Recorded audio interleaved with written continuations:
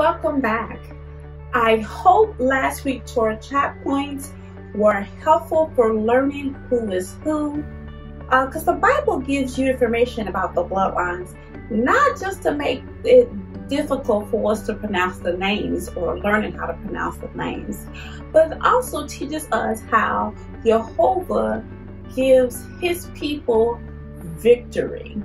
Also, it teaches us about Yeshua's bloodline, and I'm sure there's so many more other reasons that we can gather out of that. But as you go through the Bible, knowing these bloodlines will be very helpful for understanding the people and the culture.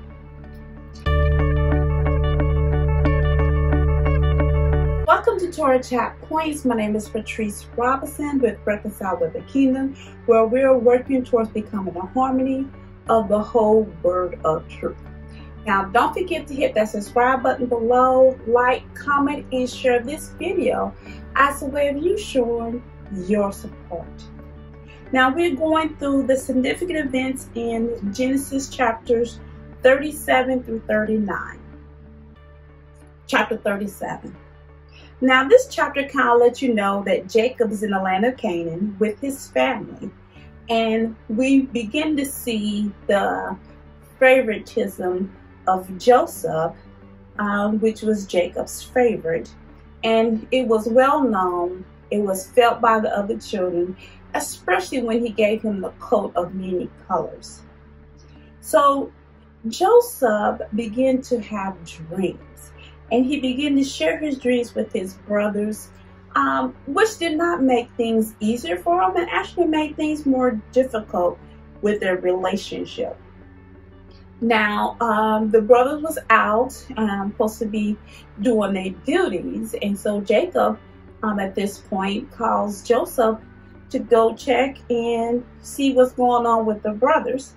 And then the brothers see them from a distance, thinking, oh my goodness, here come Dad's favorite. And of course, he's going to tell his dad about everything.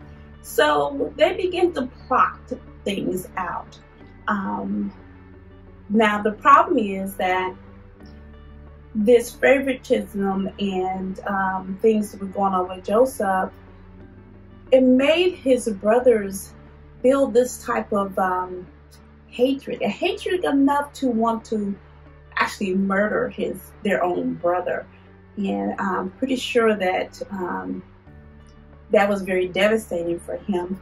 But Reuben decided to stand up for his brother, and he didn't want that to happen to his brother.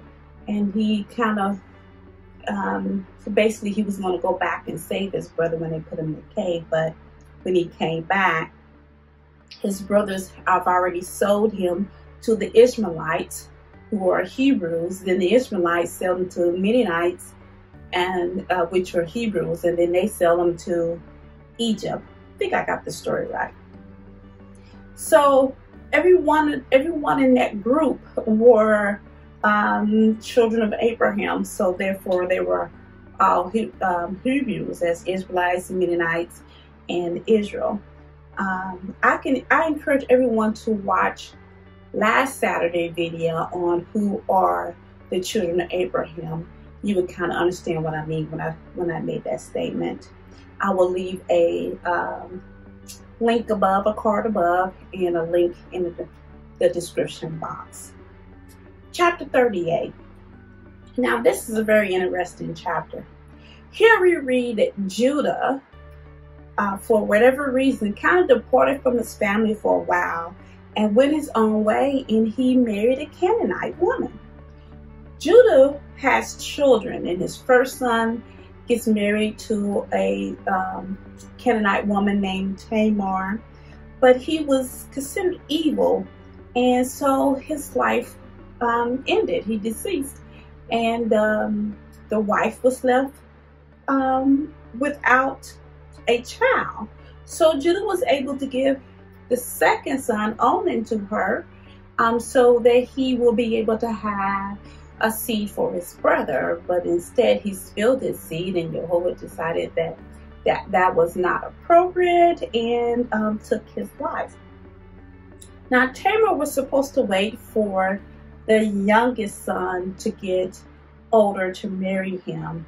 At the same point, Judah's Canaanite wife passed away, and so he turned to a prostitute for comfort, which turned out to be Tamar, and she gave birth to twins.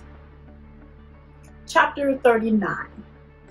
Joseph is now in the hands of the Egyptians, and he still has the favor of people because he has the favor of Yehovah around him.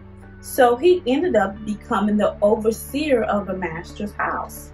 Now this chapter also is where the master's wife made several attempts to seduce him unsuccessfully because Joseph was being a righteous man. Here we honestly get the case of an innocent man put in prison based on a lie. No matter where Joseph went, he always had favor with people because he had favor with Yehovah. And so this favor even went with him when he went into prison. Now this truly is what people say, what the devil means for bad turns out for our good. Now the focus of today, surprisingly, is Yeshua, Jesus. Many will say, how and why would the focus be on Yeshua? The Bible most definitely has patterns, and it tends to break things between stories and add another story. And most of the time, sometimes, I'm not going to say most of the time, it catches my eye and my attention, so I begin to figure out what's going on.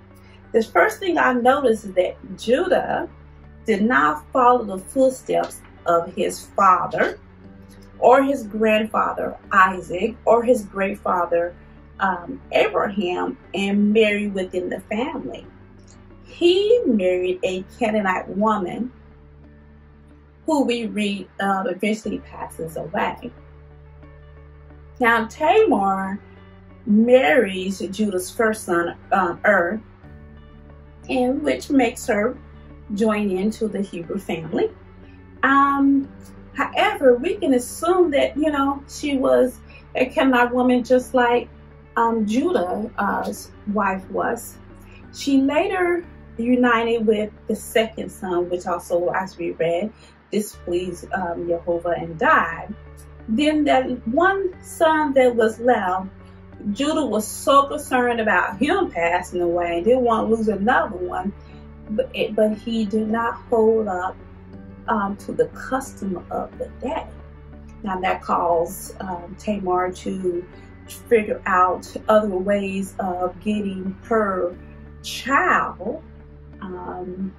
So she decided she was going to disguise herself as a prostitute and ended up pregnant with twins.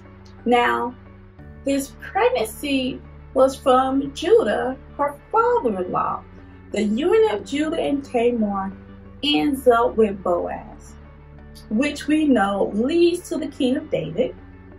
Then it goes to eventually our Messiah, Yeshua, Jesus. Genesis 38 clearly connects you to Matthew chapter 1, the genealogy of our Messiah on Mary's side of the family. As always, man does not live by bread alone, but every word that proceeds out of the mouth of Yehovah. Next week reading will be from Genesis chapter 40 through 42. Have a blessed rest of the week.